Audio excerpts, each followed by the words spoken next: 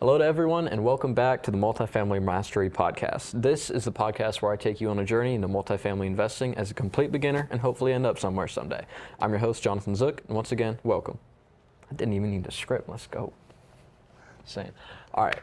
As you can tell, we're in a little bit of a different space. We are at what's this event even called? We're at the Lowe's Hotel in Nashville. We're at the Lowe's Hotel in Nashville, Tennessee. Yeah, we're there. Seven-figure multifamily event. I'm here with the Chad King, the one and only. How about you go ahead and introduce yourself? Hey everybody, my name's Chad. I own a company called Titan Capital Group. I'm also an owner and company of seven-figure multifamily.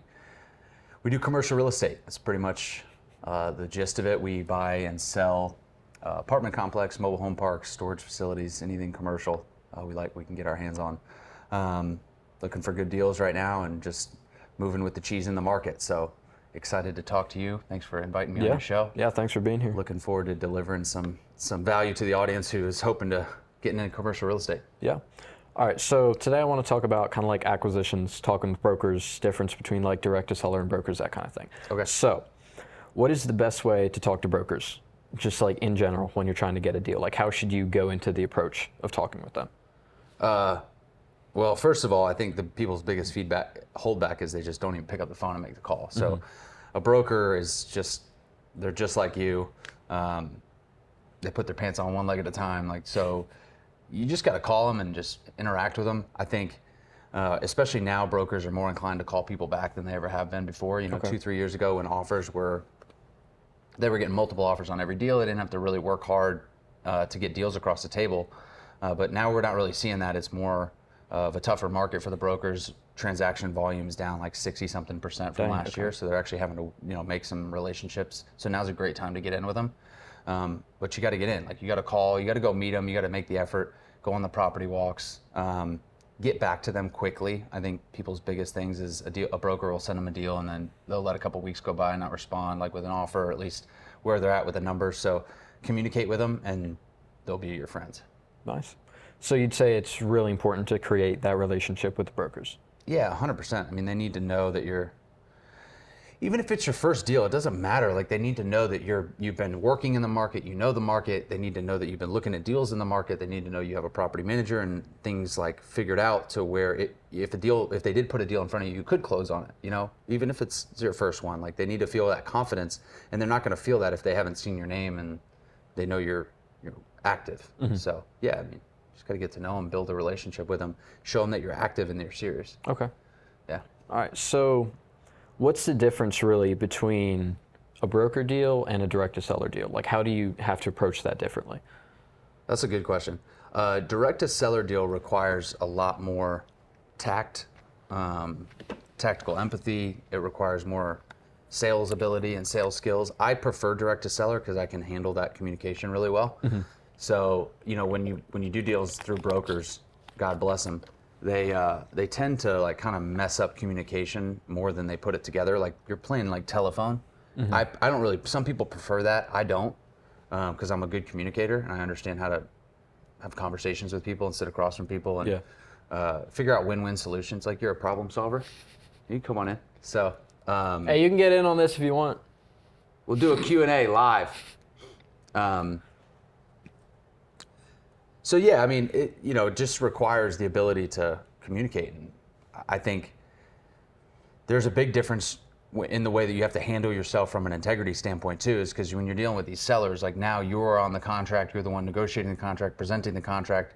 There's no intermediary that has any sort of I don't know, skin in the game is not the right word, but that intermediary is not there. So you need to make sure you have your SHIT together, because the way the contracts are written, everything is serious when you start dealing with those negotiations. And if you don't understand how to write them and read them, and that kind of thing can be very important, using an attorney for those types of transactions when you're direct to seller, even when you're with the broker. But there's some differences, some nuances, but that's why we do both. We're 50-50. Yeah, I got you. So when I know you focus a lot on creative financing, kind of explain what that is and maybe give some examples or something like that. Yeah, creative financing is it's something that is very prevalent right now, given where interest rates are in the market. I think you really have to be able to think about deals outside of the box and not just the box of lending with the traditional methods. So creative financing is leveraging sellers' equity in their property in order to finance the purchase. Okay. So it can either be done through, if they own it, let's just say they own it free and clear, it can be done through them, basically being the bank, where they can actually lend you the money and then you put a down payment down and they're basically act as the bank as first position lien holder. You can take properties, we're buying one right now that's subject to, so they had a 4% interest rate with Freddie Mac. It's got 8 years left on it. And we're buying that property and just assuming that debt rather than going out and getting a loan at 7%. Yeah. So there's that way. And then, you can leverage if seller has a little bit of equity, maybe they have a mortgage for 50% of the value. It's been appreciating for a little while.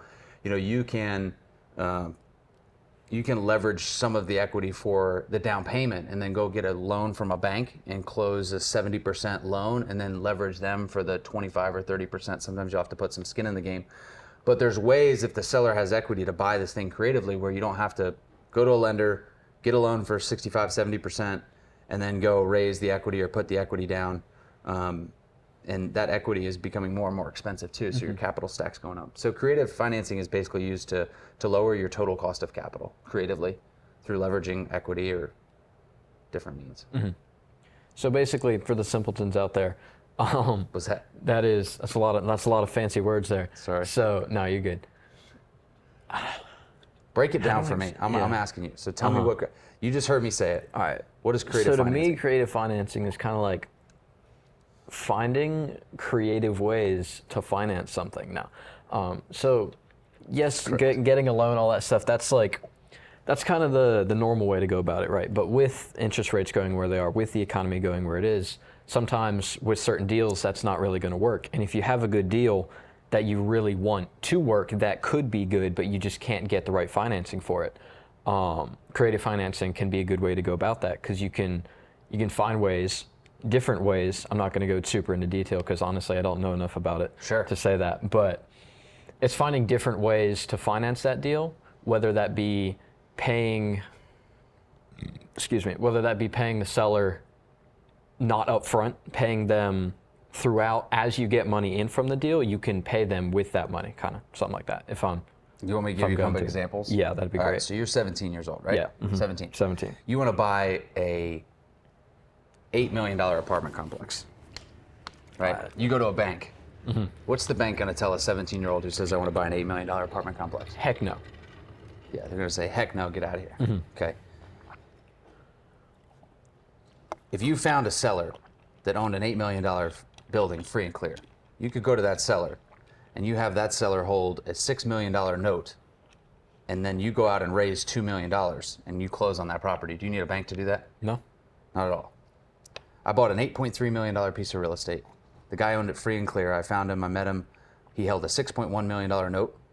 I raised $2.2 million plus $600,000 in CapEx, so a total of $2.8 million. We closed on the building, $8.3 million purchase.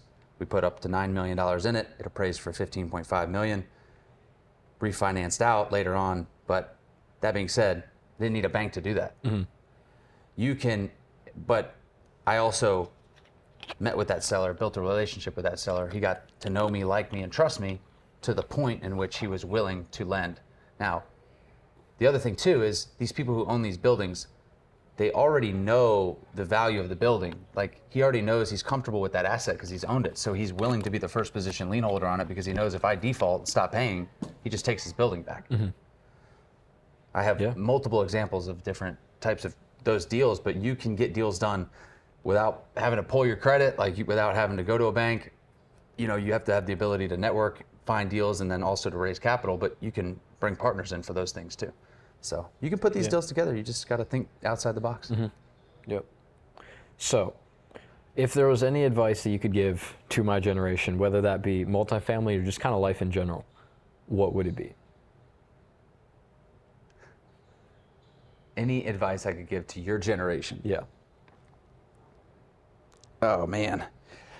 Well, if I'm being honest, I think your generation's in trouble. I agree. Why?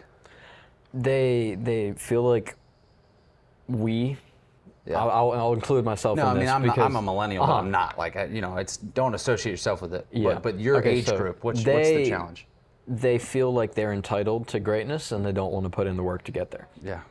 It's because I feel like that's one of the biggest things. because they've been told they're special since they were born. Yeah. And they've been given a trophy for just showing up. And that's not how the fucking world works. Yeah. The world rewards results. Yep. The marketplace rewards activity and results. And the generation that you're referring to has been told they were special, and they've had instant gratification for as long as they can remember because everything is at their tip of their fingertips. So the second you want something, you just doop doop doop, and it's there and you get it. That doesn't teach you anything about patience, perseverance, or building things that take time to build. So the reason I think your generation is in trouble is because anything that's worthwhile takes a long time to build. It takes years and years and years and years of constant energy and effort, activity towards the goal, and that's might be the missing link for you guys. So I guess my advice would be just block out the noise. Dude, there's a lot of shit going on in the world. Hey, that is just came in at the right time. There's a lot of shit going on in the world that's distracting on purpose. Yeah. Okay, that's intentional. Yeah. I think You got to focus your attention on what you want. dude, you have to focus your attention on what you can control. Yeah.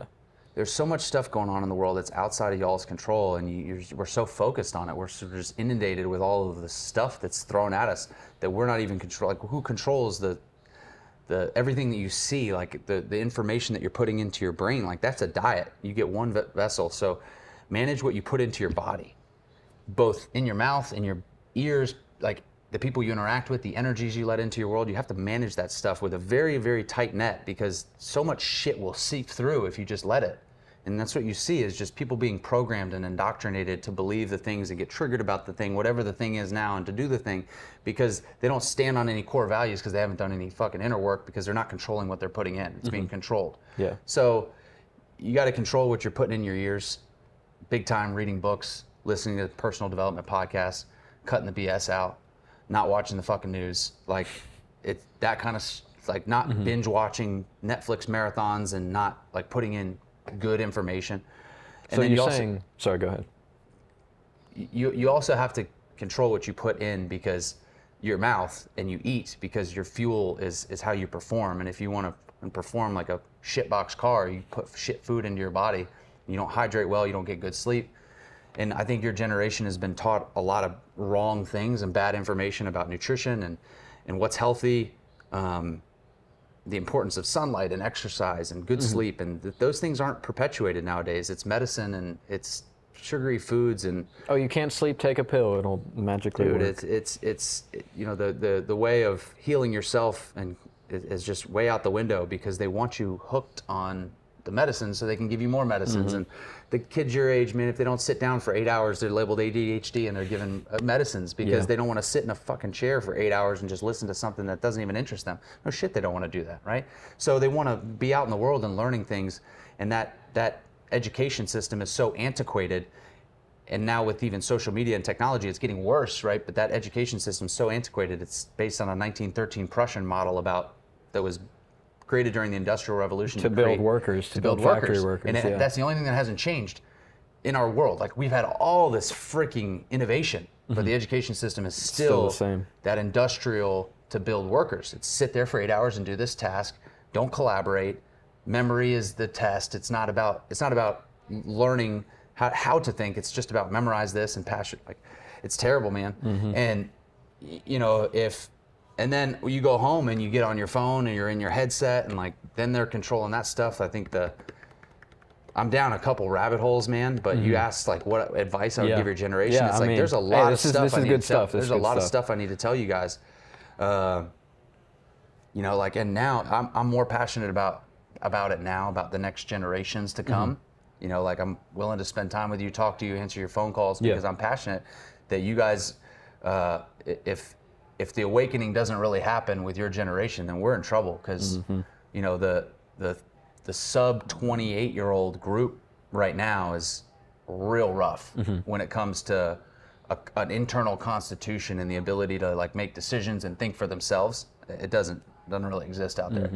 So just So take control. That's one of the biggest things. control what You're the you- only person that That's can. it. You're the only person that can make a difference. Don't let anyone else do it. You got to put in the work. There You it got to is. take the action, and you got to take control of your life. And just don't let the bullshit affect you. Just go. Have So. a force field, baby. Yep. Control what you can control. Said it good, man. And don't worry about what you can't, because why worry about what you can't control? That's it.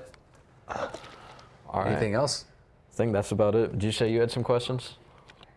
Yeah, you kind of hit on it when I was talking about the just asking you what's going on with your age group. I was going to ask you that. Gotcha. Like, how do you feel? How do you guys feel about the world right now? Definitely, I don't know. From like the people that I talk with, it's not very bright so far. But then I'm seeing more and more people kind of come around to like the self-improvement thing. I mean, maybe it's just the side of the internet that I'm on because that's kind of the side that I am on. Sure. But You get put in I there. see a lot of more people kind of going through that. So it's good, but it's a start. But we got a long way to go, that's for sure. Yeah. What do you think? First of all, this is an open question. I'm going to get your audience to know you a little bit. Okay. So Morgan, you can kind of chop up the ums and ahs, but we'll get his audience to know him a little bit. I asked some kind of deep questions. Oh, great. It's gonna really open you up. What do you think happens when you die? In my personal opinion, I'm a Christian, so you go to heaven or hell, or you go to heaven or hell. That's basically it. That's my beliefs. So So you got to be a good person when you're here. yeah. What are you doing to be a good person? Me personally, I'm trying to help out other people. I'm trying to bring positivity in other people's worlds. Trying to pursue the Lord more, of course. Just trying to better myself so that eventually later in life, and now as well, but more later in life, I can help out other people because I've helped out myself first, and then I can go out and help them. That was a good answer. Do you have siblings? Yeah. How many? 2. Older sister, younger brother. Brother has Downs, so. Younger brother has sons? Has that been tough for your family? Yeah, it's different for sure. It's fulfilling though. In what way? It's like, oh, that's tough. Because, I mean, that's life. The harder something is, and once you finally like kind of I wouldn't say conquer, but like harder things, they're more fulfilling in the end, right? So having him as a little brother, yes, the lows are lows, but the highs are just, they're great. Like, it's just, oh man, that's tough. Yeah. That's tough. Do you do your best to try and not ride the highs too high or the lows too low, and just make sure that you're enjoying and being grateful for every interaction you have with them? Yeah, and honestly, I could do a lot better with playing with him more, being around him more, but Yeah. I guess I kind of get in the headspace like I'm too important, kind of, no matter how crappy that sounds, but like I have a lot that I'm working towards, and I Yeah. think sometimes I let that get in the way of kind of spending time with him. So. Understood. I think though it sounds like he would want you to go ahead and do those things, knowing what kind of person you're going to become and how many people you're going to help. It would almost be selfish of you to, I'm not saying spend more time with him, but it would almost be selfish of you to deny yourself that those things, as long as you're actively pursuing. Good. I think it's cool to hear a motivating story like that, because what it tells me is like, when you have free time or you have spare time, if you're not playing with your little brother, like, you should be working and you should be pushing towards your goals and you should be getting better, because if you're not doing those things and you are wasting time, binge watching shit, taking in, consuming bad stuff, Yeah. that is time you could be spending with your little brother, and that's what you'll regret.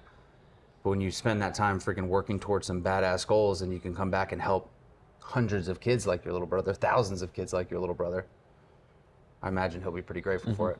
I hope so.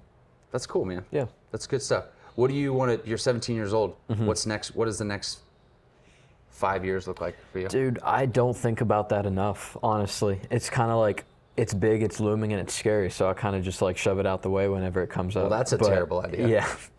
So right now, I'm thinking kind of I'm debating between just going all in real estate. Okay. And just saying screw everything else and just devoting all my time into this, or going into some type of automotive trade, something like that. Going to the trade school, not getting hundreds of thousands of dollars of student loans, going to trade school, going in there, getting right out, making 70, 80K a year at a dealership straight out of college. Sure. So I'm kind of thinking that right now. I'm debating between either I'm kind of more on the trade and this side. Yeah. And then eventually, if I keep working with this and just keep reinvesting the money that I make from real estate Yeah. back into real estate and kind of live on the money that I make Yeah. with the trade job, Yeah. then I can just build wealth. And by the time I'm like 40, I can just say screw everything else and just do what I want to do. So I'm with you. That's a good goal. I would do, can I give you what I would do if I were Yeah. in your situation? I would go to the trade school. Okay.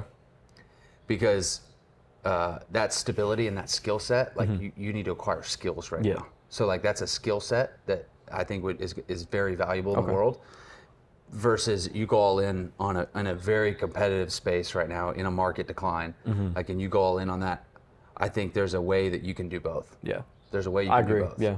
I mean, I'm doing it now. There's a world you do both. Like you're here, right? Yeah. At this event, right? There's that world exists, and I think that's the one you should explore. Here we go. We just did night mode.